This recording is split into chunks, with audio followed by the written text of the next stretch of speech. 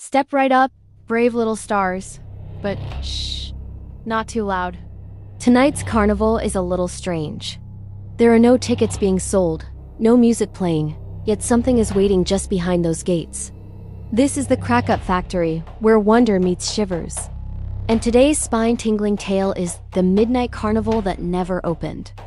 Every year, towns all over would light up with parades, concerts, and festivals. All except for Hollowfield.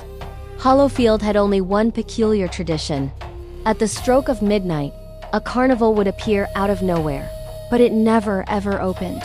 There was no music, no rides turning, no friendly clowns waving hello. Just eerie, silent lights, empty stalls, and gates that were locked tight. Parents in Hollowfield always warned their children, never go near it. Midnight carnivals don't give gifts, they take something back. But Milo, a boy who was as curious as he was restless, didn't pay much attention to warnings. He was the kind of boy who read books under his covers with a flashlight, who believed the world was full of secrets just waiting to be found. One chilly Christmas Eve, he slipped out of his house, following the distant, flickering lights he saw on the horizon. And there it was. The carnival had arrived. The giant tower wheel was frozen mid-spin. The carousel animals stared blankly into the night. The cotton candy machines were dripping syrup that looked like tears. A crooked sign hung from the main gate. It simply said, "Not yet." Milo couldn't understand it. Who would build a beautiful carnival that never opened? He took a tentative step closer, and just as he did, the lights flickered, as if they had noticed him. Then something unbelievable happened.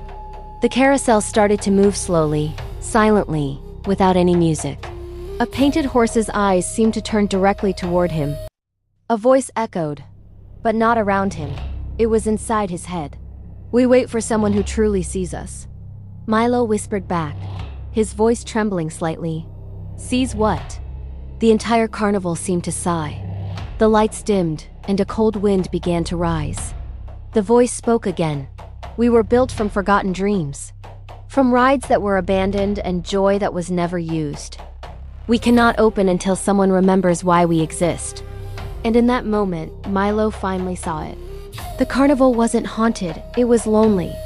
It was created from the dreams of children who had long since grown up, from imaginative worlds that had been tossed aside. Milo gathered his courage, climbed onto the silent carousel, and whispered, "I remember." He closed his eyes and pictured what a carnival should sound and feel like. He imagined the sound of children's laughter, the joyful noise of a brass band, the ringing of bells, and the dizzying blur of spinning lights. Suddenly, the wooden horse he was on reared up. The lights burst awake in a dazzling display of color. The Ferris wheel began to spin, and fireworks ignited in the sky, painting the night with magic. The main gate unlocked with a loud, welcoming clang. The carnival had finally opened. Children from all across Hollowfield awoke, drawn from their beds by the incredible music and the enchanting lights. They ran towards the carnival, their faces filled with wonder. They played, they laughed. The rides whirled with energy, and pure joy exploded across the night. When the first light of dawn broke, the carnival began to fade away. But this time, it wasn't silent. A voice whispered to Milo one last time, "Thank you for remembering us.